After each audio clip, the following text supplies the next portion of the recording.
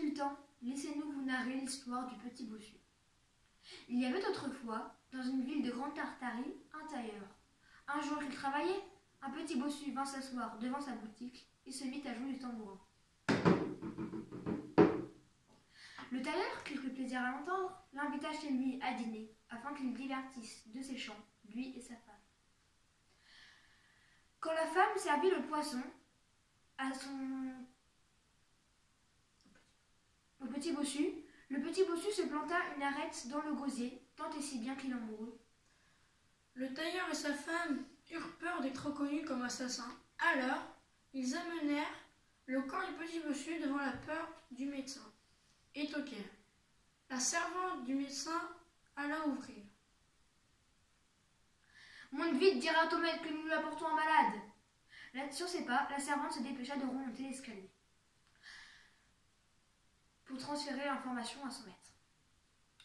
Pendant ce temps-là, la femme du tailleur et son mari glissèrent tranquillement le corps du petit bossu derrière la porte. Quand le médecin ouvrit la porte, le petit bossu dégringola les escaliers. Il roula jusqu'en bas des escaliers. Le médecin descendit les marches et trouva le corps du petit bossu mort. Alors, il l'emmena chez lui. Sa femme vit le corps et s'écria.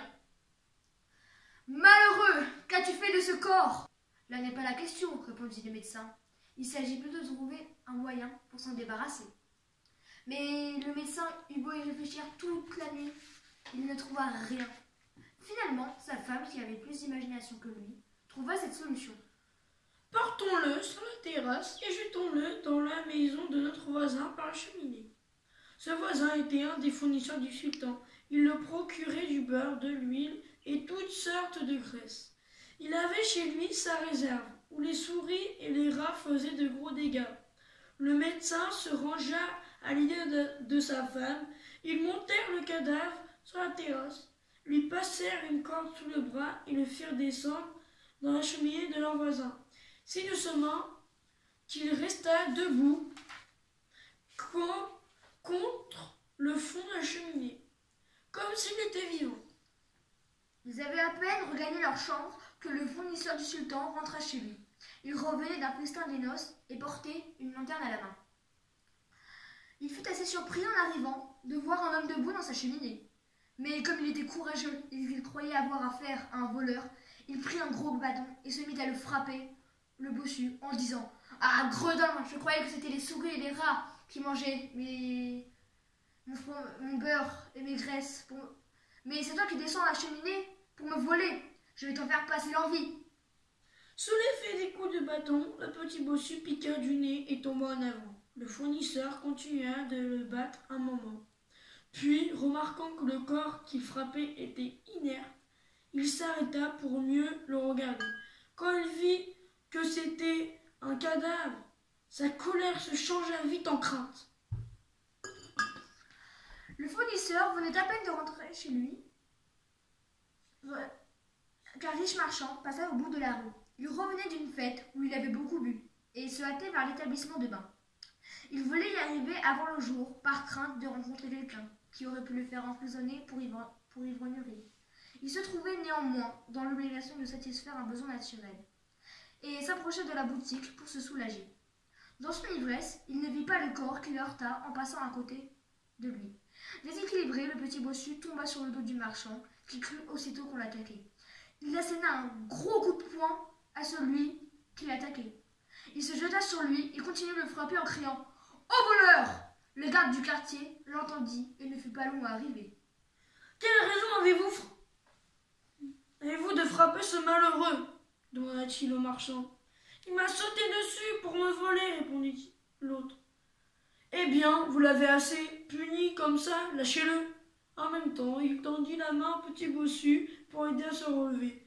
Et comme le bossu ne bougeait pas, il ne tarda pas à constater qu'il était mort. Il arrêta le marchand et l'emmena chez le juge où on l'enferma dans une cellule en attendant que le jugeait. Le marchand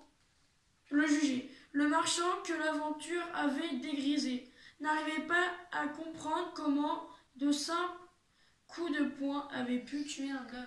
Le juge interrogea. Il ne punit un crime qu'il n'avait pourtant pas commis. Le juge le condamna à peine capitale et ordonna qu'on annonce partout qu'on allait pendre un marchand qui avait tué un petit bossu. On conduisit le marchand jusqu'à la potence et on lui passa la corde au cou. Le bourreau allait tirer sur la corde quand le fournisseur du sultan, fendant la foule, arriva en criant « Arrêtez, ce n'est pas lui qui a commis le crime, c'est moi !» Le juge qui assistait à l'exécution interrogea le fournisseur. Il raconta comment il avait assommé le petit bossu à coups de bâton, avant de porter son corps là où le marchand l'avait trouvé. « Vous allez faire mourir un innocent, dit-il en conclusion, car il ne peut pas avoir tué un homme qui était déjà mort. C'est bien assez d'avoir sur la conscience la mort du bossu. Je ne veux pas la charger en plus de celle d'un innocent. » Mais à ce moment-là, on entendit la voix du médecin. Le juge. Mais à ce moment-là, on entendit la voix du médecin qui demandait à ce qu'on le laisse passer. Il arriva tout essoufflé au pied de la potence et dit au juge « Cet homme que vous voulez faire pendre n'a pas mérité la mort. C'est moi le criminel. » Et il expliqua comment il avait tué le petit bossu en lui faisant dévaler l'escalier et comment il l'avait fait passer par la cheminée de son voisin, le fournisseur du sultan. « Libérez-le, dit-il, et prenez-moi à sa place. Je ne pourrais pas vivre avec la mort de 2 hommes sur la conscience. » Dès qu'il fut sûr que le médecin était bien le coupable, le juge ordonna de libérer le fournisseur et de passer la corde au cou du médecin. Le malheureux allait bientôt cesser de vivre quand on vit accourir le tailleur qui s'adressa au juge en ces termes. « Seigneur, il s'en est fallu de peu que vous ôtiez la vie à 3 innocents, mais si vous voulez bien m'entendre, vous saurez que je suis le véritable assassin du petit bossu. » À son tour, le tailleur fit le récit de ce qui s'était passé chez lui et avoua qu'il s'était débarrassé du corps du petit bossu en le portant chez le médecin. Certain de tenir enfin le vrai coupable, le juge ordonna au bourreau de relâcher le médecin et de pendre le tailleur. Les minutes de ce dernier étaient comptées quand il arriva un message royal.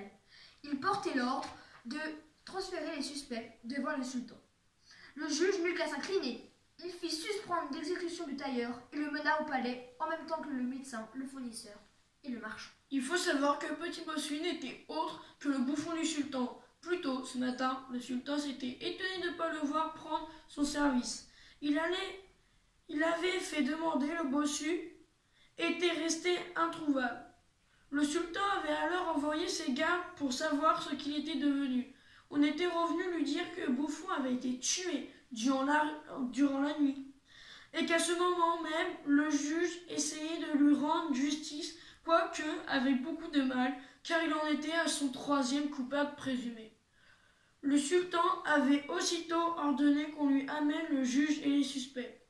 Lorsque les 5 hommes furent devant le sultan, le juge lui raconta fidèlement tout ce qu'il savait de la mort du petit bossu. Quand il eut terminé, le sultan s'adressa d'abord au tailleur. « Je ne pense pas, dit-il, qu'on puisse te reprocher la mort du petit bossu. C'était un accident. En revanche, tu es coupable d'avoir mis le médecin dans l'embarras. Mais comme en refusant qu'on le condamne à ta place, tu as prouvé que tu étais un homme bien. Je te pardonne. Au médecin et au fournisseur, il tint à peu près le même discours, et les disculpa également. « Quant à toi, dit-il au marchand, je ne peux rien te reprocher, sauf ton ivrognerie qui a manqué de te coûter la vie. Que cette aventure te serve de leçon. » Puis il les congédia tous en se disant que l'histoire du petit bossu était une des plus incroyables qu'on aurait jamais entendues.